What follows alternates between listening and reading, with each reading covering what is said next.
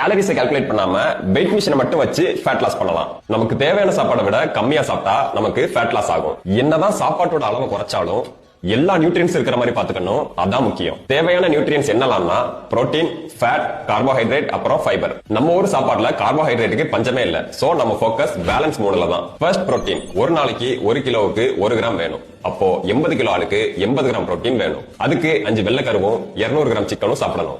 Second fat. ஒரு நாளைக்கு 1 கிலோவுக்கு 0.5 கிராம் வேணும். அப்போ 80 கிலோ ஆளுக்கு 40 கிராம் ஃபேட் வேணும். இதுக்கு 2 மஞ்சக்கருவும் 30 கிராம் வேர்க்கடலையும் சாப்பிடணும்.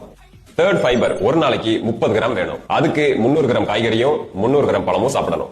இதை எல்லாத்தையும் நீங்க ரெகுலரா சாப்பிடுற சாப்பாட்டோட சேர்த்துக்கிட்டா உங்களுக்கு எல்லா நியூட்ரியன்ஸும் கிடைச்சிரும்.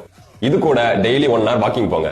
2 வாரம் கழிச்சு உங்க வெயிட்ட செக் பண்ணி நோட் பண்ணிக்கோங்க. இப்போ உங்க சாப்பாட்டோட அளவை குறைக்கணும். எப்படின்னா பிரேக்ஃபாஸ்ட்டுக்கு 5 இட்லி சாப்பிட்டா அதை 3 ஆக்கணும்.